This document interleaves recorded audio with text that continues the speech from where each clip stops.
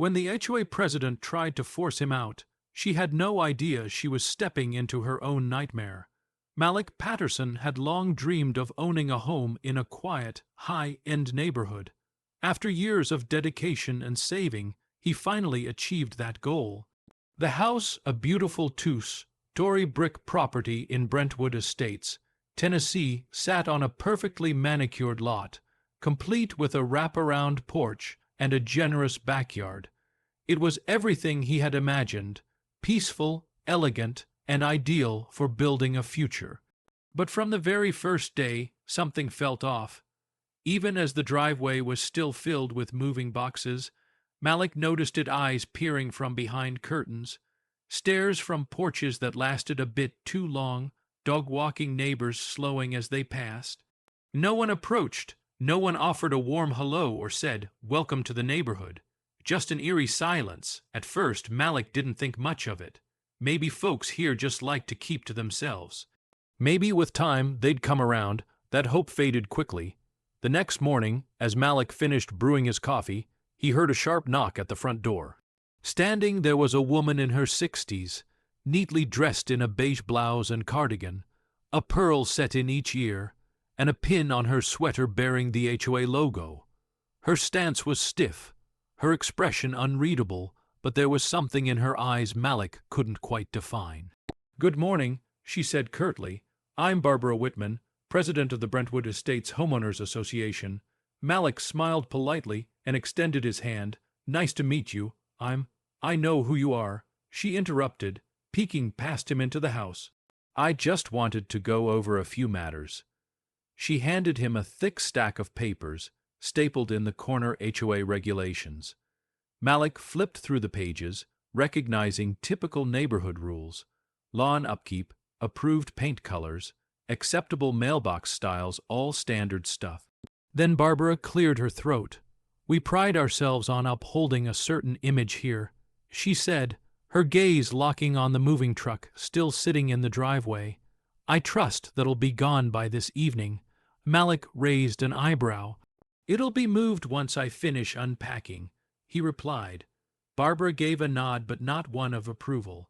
It felt more like she was filing something away for later. "Good," she said crisply. "Also, for your information, the HOA policy states that trash bins should not be placed at the curb before 6 a.m. on pickup day. I saw yours were out last night." "I didn't put them out," Malik responded calmly. "That must have been the previous owners." Barbara pressed her lips together. "I see. Well, going forward, please remember we have these rules for a reason." With that, she turned sharply and walked away. Malik closed the door behind him, letting out a slow breath. Maybe she was just meticulous, many HOA leaders were. He wasn't about to let one uptight neighbor spoil his new beginning. But within days, it became clear Barbara wasn't simply detail-oriented, she was monitoring him. A warning showed up in his mailbox, citing a violation for an unauthorized vehicle in the driveway. It was his own car. Shortly after, another notice arrived about lawn care apparently. His grass was too long by an inch or two. Then came an official HOA letter complaining that his porch light was too bright, even though it was the same fixture the previous homeowner had left behind. By the week's end, Malik had accumulated a tidy stack of letters from Barbara. They hadn't spoken since her first visit, but that didn't matter. She'd made her presence very clear. Still, he remained composed. Maybe this was how she treated all residents. Maybe if he stuck to the guidelines, she'd eventually ease up. But that illusion crumbled the evening he went for a walk and passed a small gathering of neighbors chatting casually in a nearby driveway. The moment they spotted him, the conversation slowed. One woman gave a strained smile. No one else said a word, and there, in the middle of them, stood Barbara, arms folded, whispering something to the group. Malik didn't have to catch the words to understand. This wasn't really about HOA violations. This was personal, but if Barbara thought she could pressure him into moving, she was badly mistaken. Still, The letters continued arriving, one every morning, folded neatly and stamped with the official Brentwood Estates HOA seal. At first, Malik just skimmed them, confirmed the contents, and tossed them into a kitchen drawer. He already knew what they were, Barbara Whitman's latest attempt to make his life a headache. But when the fifth letter arrived in under 2 weeks, Malik had reached his breaking point. This one, a complaint about his trash bins. Containers must be retrieved within 1 hour of pickup. It said, to maintain the neighborhood's visual appeal. He stared at the page, frustration simmering just beneath the surface. He had brought the bins in after work, same as everyone else on the block. Apparently, that wasn't acceptable, so Malik decided to investigate. The next morning, he woke up early and took a slow, deliberate stroll through the neighborhood, keeping an eye on each home. By 9 a.m., dozens of trash bins were still sitting out by the curb. Some even had lids wide open. Lids flipped open, stuffed with overflowing trash bags. Not one of them had a violation notice, except Malik's. He pulled out his phone, snapped a few photos, and sent a polite email to the HOA board asking why his bins were a problem while everyone else's were left alone. There was no reply, but 2 days later, Barbara was back on his front porch. This time, she didn't bother knocking. She just stood there, arms folded, clipboard tucked under one arm, silently waiting. Malik opened the door and leaned casually against the frame. "Something I can do for you." Barbara didn't respond immediately. Her eyes drifted past him, slowly scanning the interior of his home, as if she were cataloging everything in sight. Finally, she held up a form. "This is an official request," she said, "for you to submit documentation proving ownership of the property." Malik felt his stomach twist. "Complaints?" he asked.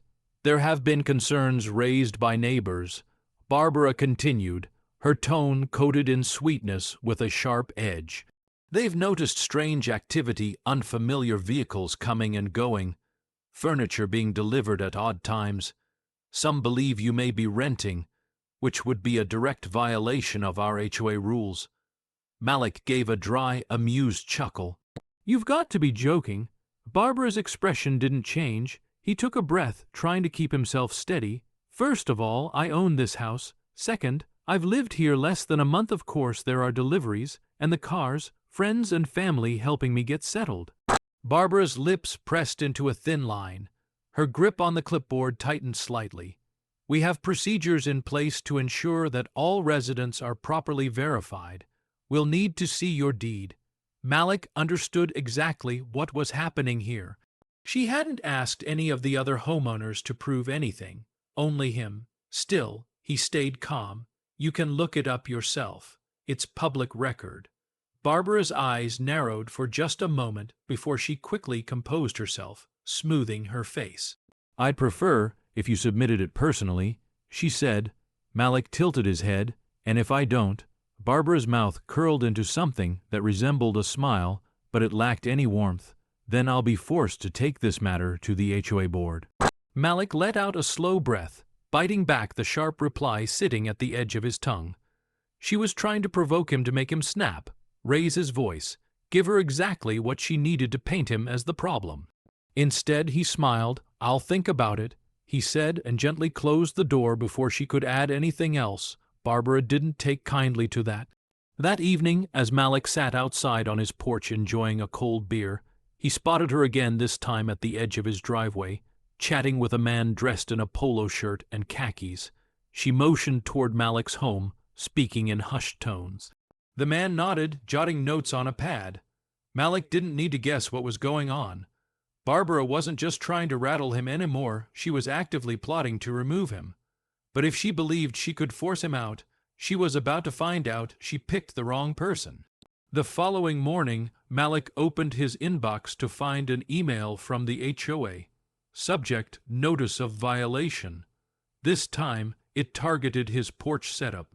The message claimed that his outdoor furniture, a pair of wicker chairs and a small glass top table, didn't align with the HOA aesthetic guidelines. It was a vague rule, one he knew wasn't being enforced across the board. Leaning back in his seat, Malik exhaled slowly.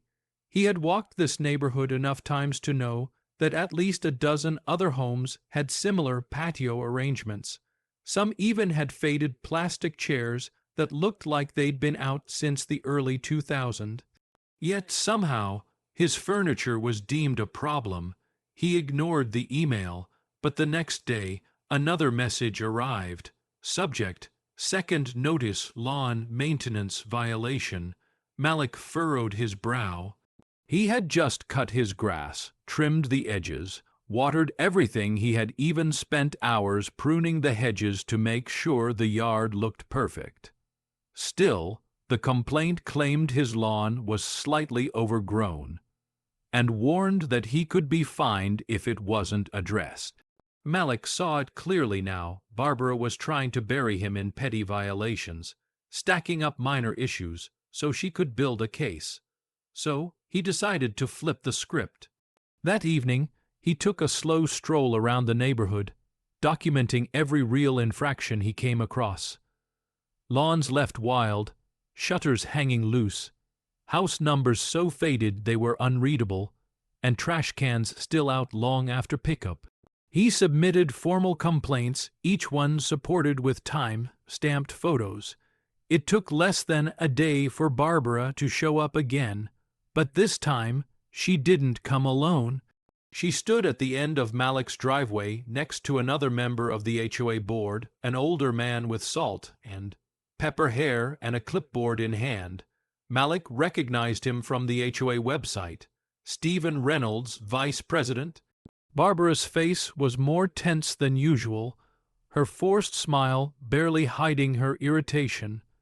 "Mr. Patterson," she greeted, her tone stretched tight, "we received your list of concerns." Malik folded his arms and gave a slight nod. "Good. Then you're aware I'm not the only one being targeted with these absurd standards." Stephen cleared his throat. Glancing briefly at Barbara, Stephen finally spoke. "We do appreciate your concerns," he said, "but the HOA board decides which matters require enforcement. Not every minor issue calls for a formal violation." Malik let out a sharp breath of disbelief.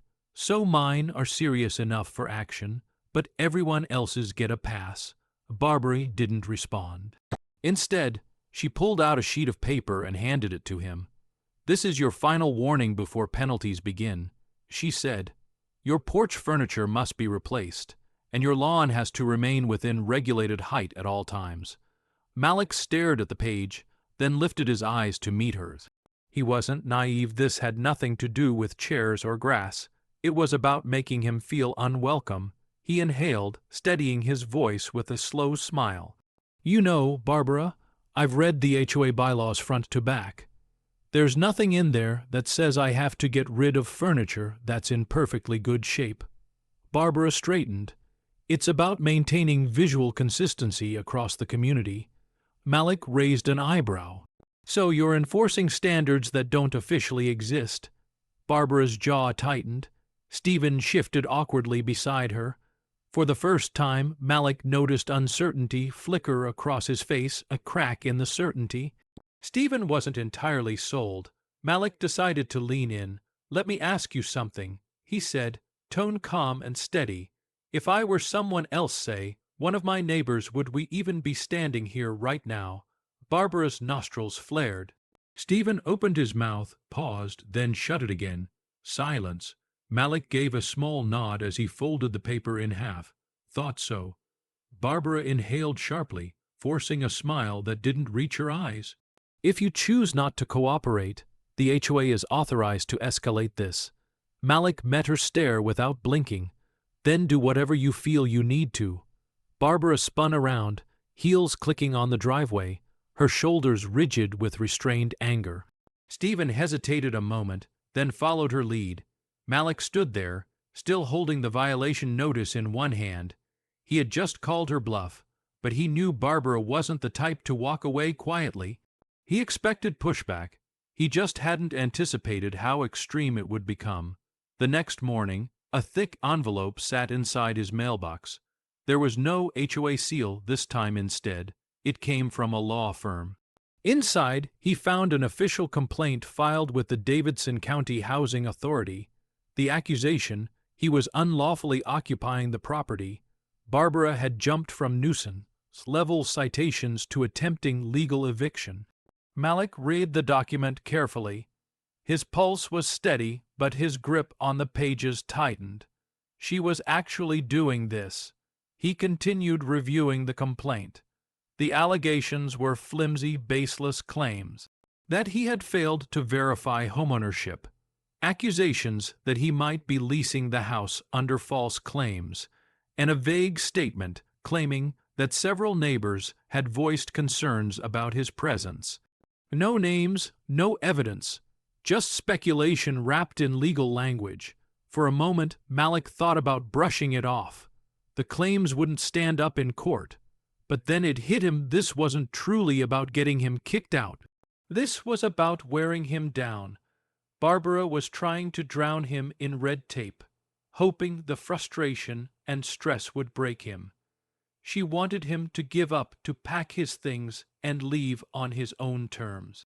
But she had no idea she had just handed him the perfect opportunity.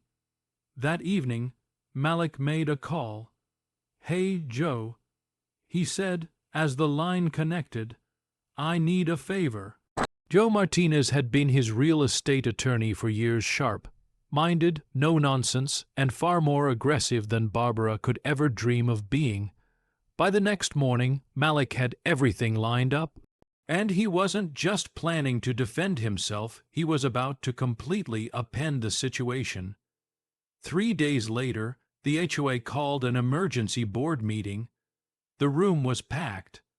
Barbara sat at the head of a long table, her expression calm but stiff. Board members flanked her on both sides. Some looked uneasy. Others buried their eyes in their notes.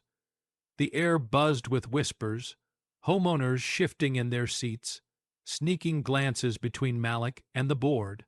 They'd all caught wind of the conflict. Now they were waiting to see it unfold. Barbara cleared her throat and raised a document.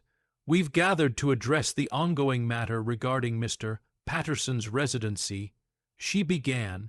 "Considering the repeated violations and concerns raised by members of our community, I'd like to speak."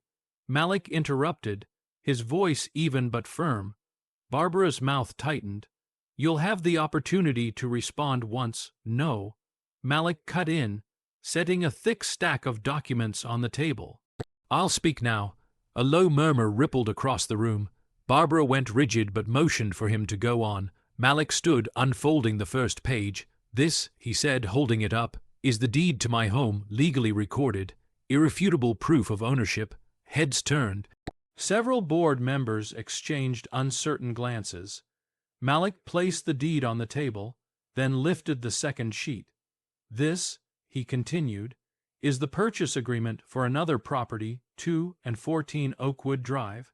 Barbara's expression didn't change much, but Malik noticed the flicker of uncertainty behind her eyes.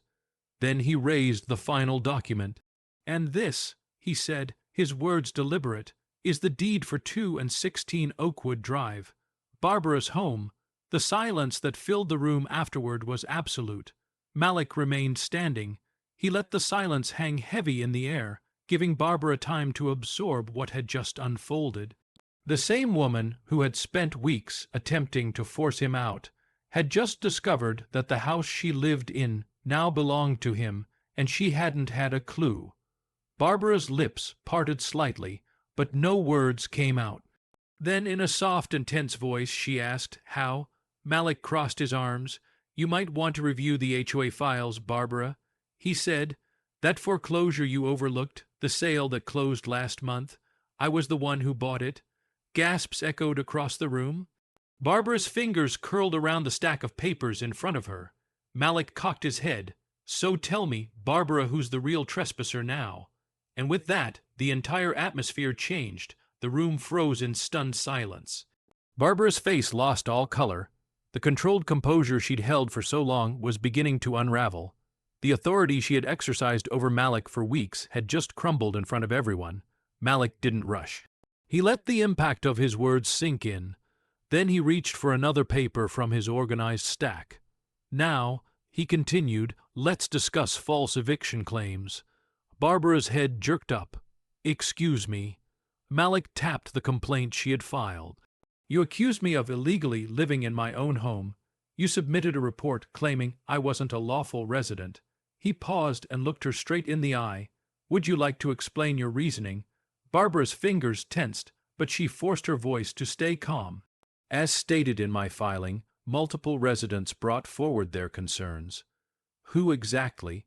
Malik cut in. Barbara's jaw stiffened. I'm not at liberty to reveal that information. No names, Malik asked, raising an eyebrow.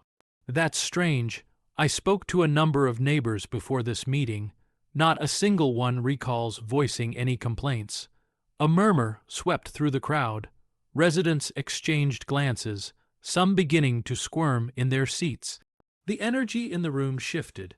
It was no longer just about Malik and Barbara. People were starting to catch on. Barbara opened her mouth again, but Malik didn't give her the chance.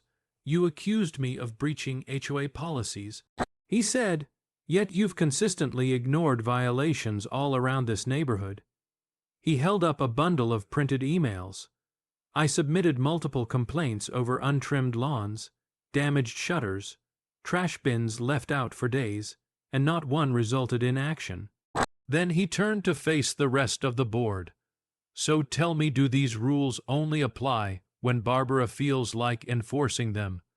Stephen Reynolds, the HOA vice president, cleared his throat nervously. I think we should take a moment to know, Malik said firmly, his eyes locked on Barbara. Because this was never truly about HOA regulations. It never had been. It was about her deciding who did and didn't belong here. A sharp ripple of murmurs passed through the audience. Barbara's mouth opened slightly, a flicker of panic showing in her eyes. For the first time, Malik wasn't just calling her out, he was making the entire neighborhood confront what had been going on in plain sight. Barbara drew a shaky breath. Mr. Patterson, I was only trying to scare me into leaving. Malik finished her sentence. Yeah, I figured. Silence. Then a voice rose from the back of the room. This is shameful, muttered an older gentleman. Malik turned to spot Mr. Holloway, one of the neighborhood's longest tenured residents. He shook his head, looking straight at Barbara. You really tried to evict the man who owns your house. Laughter broke out here and there, the atmosphere beginning to turn. But Malik still had one more card to play. He laid a final paper down on the table. And one last thing, Barbara. You're behind on your HOA dues. Her head jerked up. That's not true. Malik tapped the page. I bought your property through auction, remember? That included your outstanding debts. You owe the HOA over $3,000 in fees and fines. A fresh stir of whispers swept through the board. Stephen adjusted his glasses, leaning forward to study the document. Barbara, is this accurate? Barbara tried to speak, but no words came out. She had dug her own hole too deep. Malik leaned back in his chair. I recommend catching up on those payments. After all, wouldn't want you violating your own rules. A quiet laugh moved through the crowd. Even a few board members were struggling to keep straight faces. Barbara's cheeks flushed red. She had spent weeks trying to dominate Malik. Now, in front of everyone, her authority had collapsed. She clenched her jaw, desperate to regain control. This meeting is over, she snapped, shoving her papers into a folder. We'll revisit this at a later time. She rose from her seat and stormed toward the door, heels tapping loudly on the tile. But this time, no one followed her out. Malik let out a slow breath, the tension finally starting to ease from his shoulders. He had won, but he knew Barbara wasn't one to retreat quietly. She exited the HOA meeting in a storm, her expression a mask of fury barely held together. The silence left behind was heavy. No one spoke. The board members squirmed in their seats, as though just now realizing they had bet on the wrong horse. Malik stayed where he was, quietly observing. Then, gradually, whispers returned. "Can you believe that?" As someone murmured, "She tried to kick out the wrong guy." Another person chuckled. Stephen Reynolds remained seated at the table. He cleared his throat. "Well," he began, fumbling slightly as he adjusted his tie, "I think it's fair to say this was poorly handled." Poorly handled. Malik let out a dry laugh. That was certainly one way to phrase it. One neighbor, Lisa Hendricks, a woman in her 50s who lived 3 houses down, turned toward him. "I honestly don't know what to say," she confessed. "I had no clue she was doing all of this." Malik raised a brow. "Didn't you?" Lisa's mouth opened, but no sound came out. Several others averted their gaze, squirming in their chairs. Because deep down they had known. They'd witnessed Barbara handing out warning after warning. They'd seen her focus on Malik with relentless precision. But no one said anything, not until she humiliated herself. Now the guilt was creeping in. Still, guilt wasn't the same as accountability, and Malik had no time for hollow remorse. So instead he turned to Stephen. "Since we're all still here," he said, "let's address the real HOA violations." Stephen straightened in his seat, clearly uneasy. "Such as..." Malik picked up the list, the one Barbara had completely disregarded weeks ago.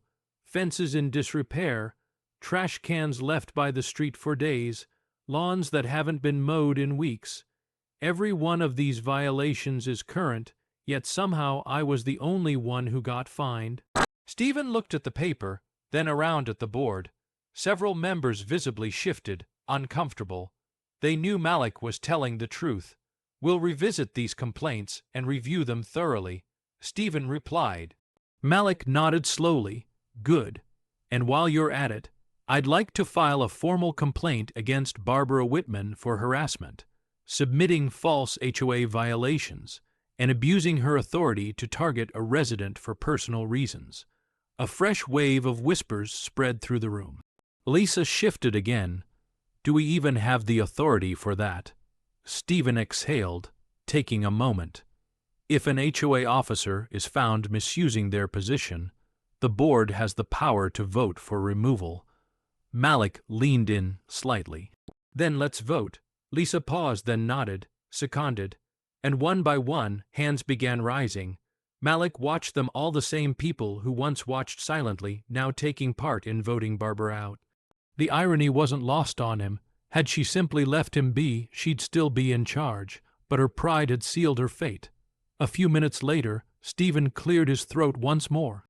"By majority decision, Barbara Whitman is hereby removed as president of the Brentwood Estates HOA, effective immediately." There it was, the final blow. Malik rose, carefully sliding his papers into his folder. "Well," he said, facing the exit, "that was time well spent." A few light laughs broke the tension, and as he stepped outside he could feel the stares, dozens of them, pressing on him. Everyone in that room had walked away with a lesson. But the one who needed it most still wasn't ready to accept the truth. Barbara Whitman wasn't finished. She wasn't the kind of person who handled losing gracefully. The very next morning, after her humiliating fall from power at the HOA meeting, Malik saw her again. This time, standing at the edge of his driveway. She hadn't come alone. Beside her stood her husband Richard, a stern man in his early 70s, his posture rigid, his expression etched with displeasure. Malik stepped out onto the porch, arms folded. "Can I help you with something?" Barbara's voice came out taut and measured. "I'd like to discuss the sale of my house." He had been expecting this. The thought of her renting the property from him must have been unbearable. "I'm not interested in selling," he replied evenly. Barbara's jaw tightened. "I've lived there for 32 years. Malik tilted his head slightly. "And yet you left the debts unpaid." Richard cleared his throat. "We're willing to make a reasonable offer." Malik leaned against the porch railing. "Define reasonable." Barbara exhaled sharply, her patience thinning. "What you paid at auction." A short, dry laugh escaped Malik. That's not how this works. You lost it because of unpaid fees. I purchased it legally. If you want it back, you'll have to buy it at its current value. Her hands clenched into fists. That's absurd. You're trying to profit off me. His tone hardened. No, Barbara. I'm treating you the same way you treated me. The silence between them deepened. For weeks, she had used technicalities and fine print as weapons. She believed she held all the control. Now the roles had reversed. She was the one with no leverage. Richard sighed. What's your price? Malik glanced toward the property behind him. Taking into account the neighborhood, the market, and your outstanding fees. $450,000. Barbara's face contorted. That's outrageous. Malik shrugged. Then maybe you should start looking for a new place to stay. For the first time, genuine fear flickered across her face. This wasn't just about being voted off a committee. This was about losing the home she'd lived in for more than 30 years. Richard ran a weary hand across his face. We'll think it over. Malik gave a nod. Take your time. They turned to walk away, but Barbara paused. She looked back at him, her expression softer changed. It wasn't quite regret, but a hint of realization. For the first time, she seemed to understand. She had never truly been in control. While she had obsessed over forcing Malik out, she failed to notice the real threat, her own missteps. And now, those choices had cost her everything. Malik let the silence linger. Then he spoke. Barbara, she turned rigidly, next time you judge someone without knowing them. He nodded toward her house. Remember where it landed you. Barbara said nothing. She simply turned around and walked off. A month later, a for sale sign appeared in front of 216 Oakwood Drive. Barbara had refused to repurchase the home at Malik's price, and no lender would approve her for the amount she needed. She and Richard packed up quietly and moved out overnight, relocating to a smaller home on the other side of town. Things began to shift in the neighborhood after that.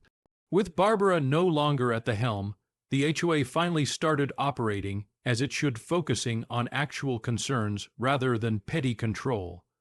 As for the neighbors, some still avoided eye contact, weighed down by the guilt of standing by in silence. But others made an effort, chipping away at the invisible wall they'd helped Barbara build. One afternoon, Lisa Hendricks, one of the few who had opposed Barbara from the start, walked up Malik's driveway holding a plate of cookies. I know I'm a bit late, she said, fidgeting awkwardly, but welcome to the neighborhood. Malik grinned and took the plate. Took you long enough. Lisa let out a soft laugh, slightly embarrassed. Yeah, it did. He took a bite of one of the cookies. It was sweet, a little dry, but still better than nothing.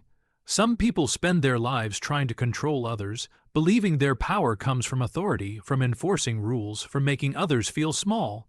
But true strength comes from self-awareness, knowing exactly who you are, and never allowing anyone to take that from you.